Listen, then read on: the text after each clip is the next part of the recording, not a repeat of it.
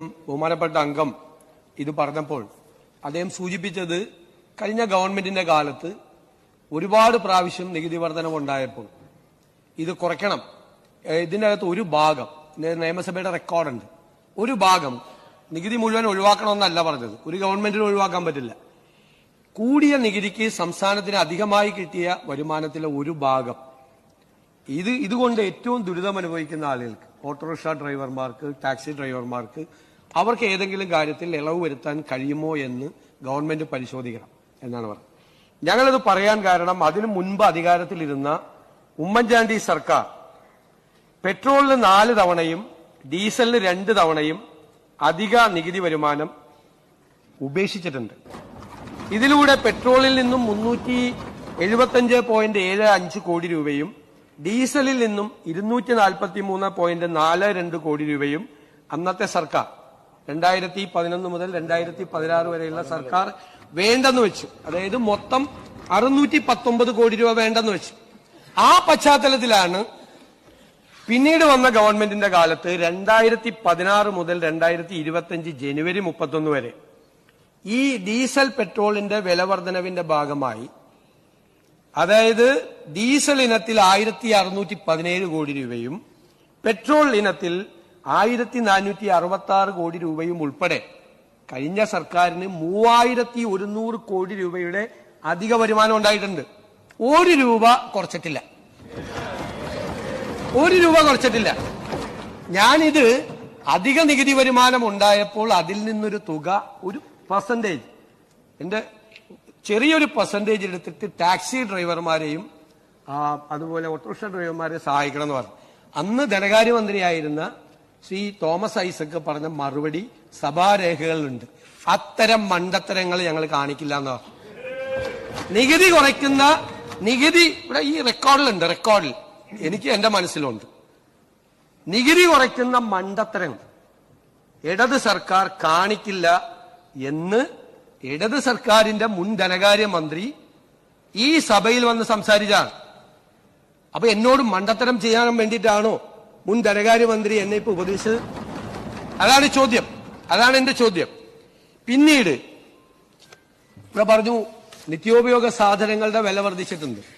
നിത്യോപയോഗ സാധനങ്ങളുടെ വില കഴിഞ്ഞ 11 മാസത്തിൽ ഇന്ത്യയിൽ ഏറ്റവും കൂടുതൽ നാണ്യപ്പെരുപ്പമുണ്ടായതും വിലവർദ്ധനവുണ്ടായ 1ാമത്തെ സംസ്ഥാനം കേരളമാണ്. എന്തുകൊണ്ടാ? മാർക്കറ്റിൽ ഇടപെടുന്ന കാര്യത്തിൽ ദയനീയമായി കഴിഞ്ഞ സർക്കാർ പരാജയപ്പെട്ടു. ഇപ്പൊ പറഞ്ഞല്ലോ ഈ പൈസ എടുത്ത് കൊടുക്കാൻ പറഞ്ഞല്ലോ. നിങ്ങളുടെ കടം തീർക്കണ്ടേ? 2893 കോടി രൂപ നിങ്ങൾ സിവിൽ സപ്ലൈസ് കോർപ്പറേഷൻ കൊടുക്കാനുണ്ട്. ഞങ്ങൾ ഈ പൈസ എടുത്ത് ഇത് വേണ്ടാന്ന് വെച്ച് കഴിഞ്ഞാൽ വിലക്കയറ്റം നിയന്ത്രിക്കാൻ ഞങ്ങൾ എന്ത് ചെയ്യും? സിവിൽ സപ്ലൈസ് കോർപ്പറേഷൻ ആണ് കേരളത്തിൽ വിലക്കയറ്റം നിയന്ത്രിക്കാൻ മാർക്കറ്റ് ഇന്റർവെൻഷൻ നടത്തേണ്ട ഏജൻസി. ആ മാർക്കറ്റ് ഇന്റർവെൻഷൻ നടത്തേണ്ട ഏജൻസിക്ക് 3000-ഓളം കോടി രൂപ കടമായി കൊടുക്കാനുള്ളത് ബാക്കി വെച്ചിട്ടാണ് പോയത്. ഇവിടുന്ന് കിട്ടുന്നത് 500 കോടി രൂപയാണ്. 500 കോടി രൂപയാണ്. അപ്പൊ ആ പൈസ എടുത്ത് കൊടുത്താൽ നിങ്ങൾ വരുത്തി വെച്ചിരിക്കുന്ന ഈ കട ആര് കൊടുക്കും? ആ കടം കൊടുത്താൽ മാത്രമാണ് സിവിൽ സപ്ലൈസ് കോർപ്പറേഷനും മാർക്കറ്റിൽ ഇടപെട്ട് ഇപ്പോൾ ഉണ്ടായിരിക്കുന്ന രൂക്ഷമായ ഈ വിലക്കയറ്റം നിയന്ത്രിക്കാൻ പറ്റുള്ളൂ. ഈ രൂക്ഷമായ വിലക്കയറ്റം നിയന്ത്രിക്കാൻ മാർക്കറ്റിൽ ഇടപെടണ്ടേ? ഇൻഫ്ലേഷണറി പ്രഷർ എന്ന് പറയുന്നത് കേരള ഇക്കോണമിയുടെ മീതെ വർദ്ധിക്കുകയാണ്. നിങ്ങൾക്കറിയാം, ഗൾഫ് യുദ്ധത്തിന്റെ ഭാഗമായിട്ട് റെമിറ്റൻസ് കുറയാണ്. നമ്മുടെ ഇക്കോണമിയുടെ ബാക്ക് ബോൺ എന്ന് പറയുന്നത് ഗൾഫിൽ നിന്ന് വരുന്ന റെമിറ്റൻസ് ആണ്. ആ റെമിറ്റൻസ് ഒരു വശത്ത് കുറയാണ്. യുദ്ധത്തിന്റെ ഭാഗമായി കേന്ദ്ര ഗവൺമെന്റ് അതിന്റെ പേര് പറഞ്ഞ് വലിയ തോതിൽ പാചകവാതകത്തിന്റെയും ഈ പെട്രോളിയം ഉൽപ്പന്നങ്ങളുടെയും വില വർദ്ധിപ്പിച്ചപ്പോൾ നേരത്തെ തന്നെ ഇൻഫ്ലേഷന്റെ കാര്യത്തിൽ, നാണ്യപ്പെരുപ്പത്തിന്റെ കാര്യത്തിൽ 1ാം സ്ഥാനത്തുണ്ടായിരുന്ന കേരളം വീണ്ടും അത് താങ്ങേണ്ട സ്ഥിതിയാണ്. രൂക്ഷമായ വിലക്കയറ്റത്തിലേക്ക് കേരളം പോകും. LPG സിലിണ്ടറിന്റെ കാര്യം മാത്രം 25% വരെ ഹോട്ടലിലെ ഭക്ഷ്യസാധനങ്ങളുടെ വിലവർധനം ഉണ്ടായിട്ടുണ്ട്. ഞങ്ങൾ ആ കാര്യത്തിൽ അതിശക്തമായിട്ടുള്ള ഇടപെടലുകൾ ഗവൺമെന്റ് നടത്തുന്നുണ്ട്. തുടർച്ചയായിട്ടുള്ള ഇടപെടലുകളുണ്ട്. ഇൻസ്പെക്ഷൻസ് നടത്തിയിട്ടുണ്ട് 1000-കണക്കിന്. അതുപോലെ ഇറഗുലാരിറ്റീസ്, ഈ സിലിണ്ടർ ഇത് കരിഞ്ചന്തയിലാണ്. യഥാർത്ഥത്തിലുള്ള സിലിണ്ടർ വിതരണം കൃത്യമായി നടന്നാൽ ഒരു സിലിണ്ടർ ക്ഷാമം ഉണ്ടാവില്ല. ഇത് കരിഞ്ചന്തയിലാണ് യഥാർത്ഥത്തിൽ സിലിണ്ടർ നടക്കുന്നത്. അതിൽ ഇറഗുലാരിറ്റീസ് കണ്ടുപിടിച്ചിട്ടുണ്ട്. ട്രാൻസ്പോർട്ട് സിലിണ്ടർ വാഹനത്തിൽ കൊണ്ടുപോയ അനധികൃതമായി കൊണ്ടുപോയ സിലിണ്ടറുകൾ പിടിച്ചെടുത്തിട്ടുണ്ട്. അതിശക്തമായ നീക്കം, ഈ കരിഞ്ചന്ത തടയുന്നതിന് വേണ്ടിയിട്ടുള്ള അതിശക്തമായ നീക്കം ഈ ഗവൺമെന്റിന്റെ ഭാഗത്തുനിന്ന് ഉണ്ടാകും എന്ന കാര്യത്തിൽ യാതൊരു സംശയവുമില്ല. എല്ലാ തരത്തിലും ഈ ക്രൂഡ് ഓയിലിന്റെ വില, ഈ LPGയുടെ വില വർദ്ധിച്ചത് ഭക്ഷ്യസാധനങ്ങളുടെ വില നിയന്ത്രണത്തിനും ഈ LPG ക്ഷാമം ഉണ്ടാകാതിരിക്കുന്നതിനും വേണ്ടിയിട്ട് ഗവൺമെന്റ് ശക്തമായ നടപടികൾ സ്വീകരിക്കും.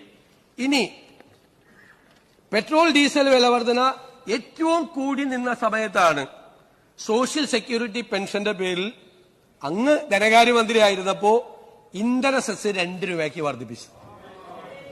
അല്ല, അങ്ങ് അന്നത്തെ എന്റെ പ്രസംഗവും കൂടി ഒന്ന് കോട്ട് ചെയ്യണം. ഞാൻ പറഞ്ഞു ഇത് അപകടമാണ്.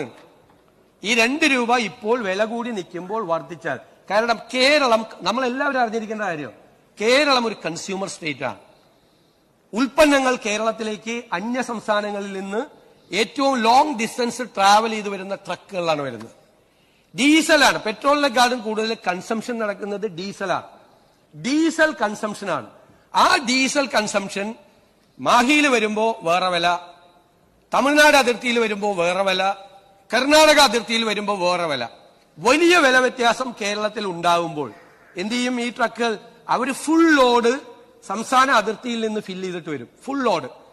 അപ്പൊ ഞാനൊന്ന് പറഞ്ഞു, ഇതിന്റെ നിങ്ങൾ ഈ 2 രൂപ കൂട്ടിയപ്പോൾ നിങ്ങൾക്ക് ഒരുപാട് നികുതി നഷ്ടം ഉണ്ടാവും. കാരണം ഡീസലിന്റെ കൺസംഷൻ കുറയും എന്ന് പറഞ്ഞു. അന്ന് അങ്ങ് പരിഹസിച്ചൊന്നും ഞാൻ പറയില്ല, അങ്ങ് പറഞ്ഞു ഒരു കൺസംഷനും കുറയാൻ പോകില്ല എന്ന് പറഞ്ഞു. ഞാനത് ഓർത്തു വെച്ചിട്ട് 1 കൊല്ലം കഴിഞ്ഞപ്പോ അങ്ങേക്ക് ഡീസൽ കൺസംഷന്റെ കണക്ക് കാണിച്ചെന്നു. 1.5 കോടി ലിറ്ററിന്റെ ഡീസലിന്റെ കൺസംഷൻ കുറവുണ്ടായി. 1.5 കോടി ലിറ്റർ. തെറ്റായ തീരുമാനമായിരുന്നു ആ സെസ് കൂട്ടാനുള്ള തീരുമാനം. അന്നത്തെ കാലത്ത് തെറ്റായ തീരുമാനം. കാരണം ഈ ട്രക്കുകളെല്ലാം പുറത്തുനിന്ന് അടിച്ചു. അതുമാത്രമല്ല, ഇപ്പോഴും കേരളത്തിലേക്ക് അനധികൃതമായ ഡീസൽ, ഈ പെട്രോൾ വലിയ തോതിൽ ഇതര സംസ്ഥാനങ്ങളിൽ നിന്ന് വന്ന് ഒരു ടാക്സും കൊടുക്കാതെ, നമുക്ക് ടാക്സ് ഉണ്ടല്ലോ, സ്റ്റേറ്റിൽ ഒരു ടാക്സും കൊടുക്കാതെ വ്യാപകമായി വിറ്റഴിക്കപ്പെടുക. അത് തടയാനുള്ള അതിശക്തമായ നടപടികൾ ഈ ഗവൺമെന്റ് സ്വീകരിക്കും. ഒരു സംശയം അക്കാര്യത്തിലില്ല. അങ്ങയുടെ കാലത്താണ് ഈ അപകടം മുഴുവൻ ഉണ്ടായത്.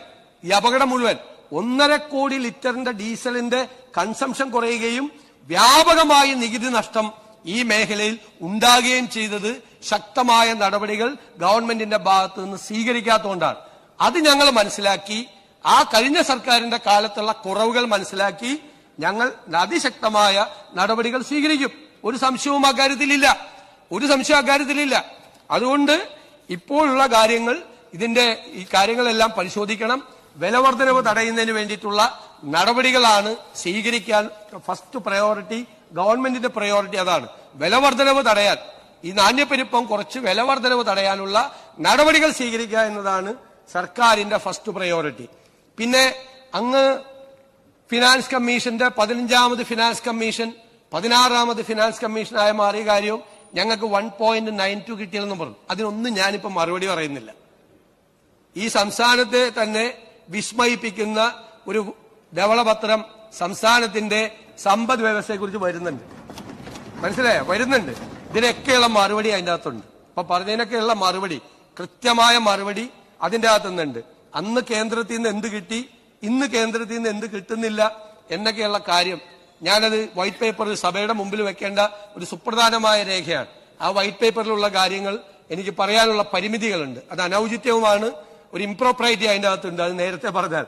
അതുകൊണ്ട് ആ പേപ്പർ വയ്ക്കുമ്പോൾ വളരെ കൃത്യമായ കാര്യങ്ങൾ പറയും. കേന്ദ്രത്തിൽ നിന്ന് എന്ത് കിട്ടി, ഇപ്പോ എന്ത് 16ാം ധനകാര്യ കമ്മീഷൻ വന്നപ്പോ എന്ത് കിട്ടുന്നില്ല എന്നൊക്കെ കൃത്യമായി അങ്ങ് ഉണ്ടാക്കി വെച്ചിരിക്കുന്ന ഒരു പ്ലാൻ ഉണ്ടല്ലോ, അതാണല്ലോ ഇപ്പൊ ഞങ്ങളുടെ തോളത്തിരിക്കുന്നത്. അതിനെക്കുറിച്ചൊക്കെ വിശദമായി ആ ഫിസ്ക്കൽ ഹെൽത്തിനെ കുറിച്ച് ഞങ്ങളതൊരു it's not a political paper, അത് ഈ കേരളത്തിന്റെ സാമ്പത്തിക ആരോഗ്യത്തെക്കുറിച്ചുള്ള കൃത്യമായ പേപ്പറാണ്. അതിനുള്ള മറുപടി ഉണ്ടാവും.